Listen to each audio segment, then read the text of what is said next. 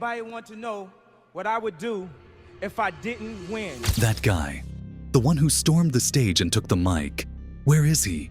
I'm not talking about the body.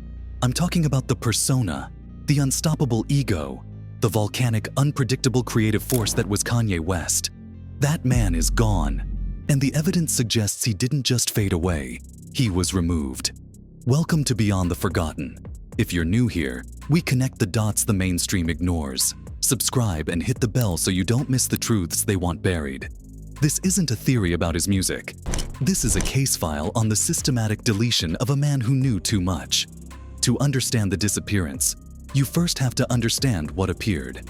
Before the masks, there was the man, a Chicago kid, the son of a respected photojournalist and an English professor. He wasn't molded by the streets. He was shaped by art and academia. He was a prodigy, producing for Jay-Z's The Blueprint by age 23, but told he couldn't be a rapper himself. He didn't fit the gangster mold, so he broke it. Kanye bet his entire career on that one song, recorded with his jaw wired shut. The gamble worked. His 2004 debut, The College Dropout, didn't just go platinum. It sold over 4 million copies, winning a Grammy and permanently altering the DNA of hip-hop. This wasn't just a rise to fame, it was a hostile takeover. Over the next decade, he would release a near unbroken streak of classic albums, Late Registration, Graduation, 808s, and Heartbreak, My Beautiful Dark Twisted Fantasy. He accumulated 22 Grammy Awards, one of the most of all time. He wasn't just a rapper, he was a cultural architect. He made vulnerability and arrogance two sides of the same brilliant coin. He was the voice of a generation, and for a while, he played the part perfectly. But the system has rules. It will tolerate a rebel, but only the kind it can control. For years, Kanye's fire was contained to a stage they built for him. His controversies were spectacular, but they were safe.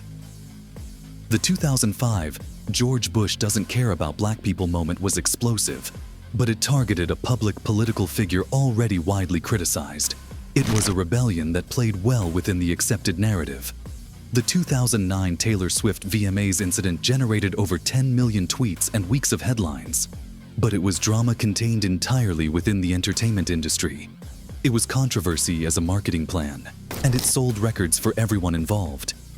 He was playing the villain in a show written by the industry itself. These weren't cracks in the system, they were pressure valves. They let off just enough steam to make him look dangerous, while keeping him perfectly contained. But then, the fire changed. It wasn't aimed at other players on the board anymore. It started with the Trump Tower meeting in 2016. Don't get lost in the politics. Look at his eyes. Look at his eyes. He's not there for a photo op.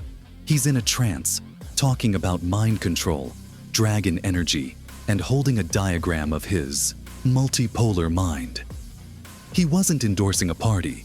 He was rejecting the entire left-right paradigm. He saw the political game for what it was, a scripted wrestling match, and he refused to wear a jersey. His stock plummeted. Twitter followers evaporated by the hundreds of thousands. This was the first major system error. The genius artist was leaking into the dangerous freethinker zone. Then came the point of no return. He stopped talking in code and started naming names. In 2018, he tweeted, "I love the way Candace Owens thinks." This was another breach, aligning with a figure who challenged the established political narrative for Black Americans.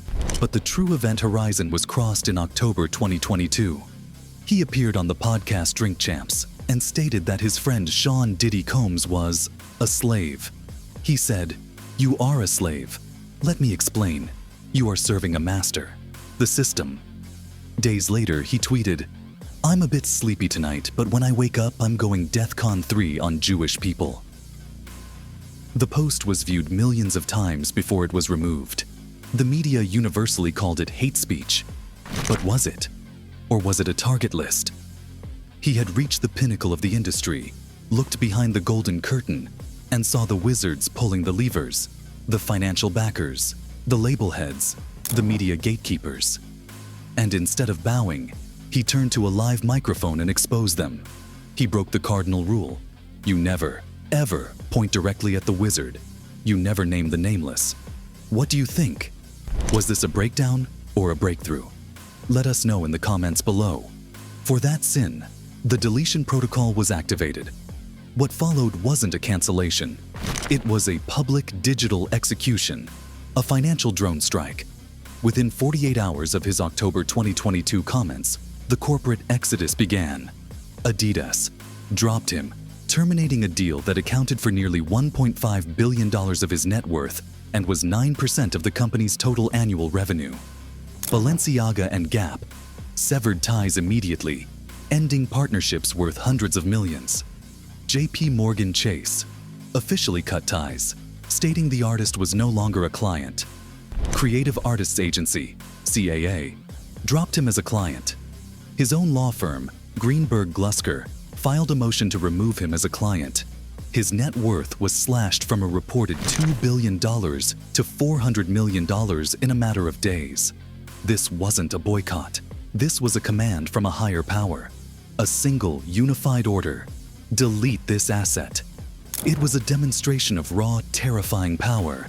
They showed the world they could turn the most famous artist on the planet into a financial and digital ghost almost overnight. But you can't just vanish a global icon. So they did the next best thing. They replaced him. Look at the evidence. First, he's completely silent. The old Kanye was a creative machine, always putting out new music and talking about his next project. Now he barely releases any music at all. It's like his passion and drive have been completely shut off. Second, he's always wearing a mask. He used to show his face and his emotions to the world. Now, he hides behind full face coverings and strange outfits. This seems like a symbol. They are erasing his identity and turning him into a blank, anonymous figure. Finally, he's always with his new wife, Bianca. But she doesn't seem like a normal partner. She used to be an architect, and now she seems to be redesigning him, controlling his image and what he wears. It looks like her real job is to manage and control the person he is now. So, altogether, it looks like the fiery, brilliant, and outspoken Kanye has been removed. What's left is a quiet, controlled, and hidden person who serves as a warning to others. This is what happens if you challenge the powerful people in charge. This is just one story lurking in the shadows. We uncover them all, right here on Beyond the Forgotten. If you're ready to look behind the curtain, hit subscribe and dive into our playlist of the forbidden files below. The truth is waiting. The question is, are you watching closely enough to see it happen again?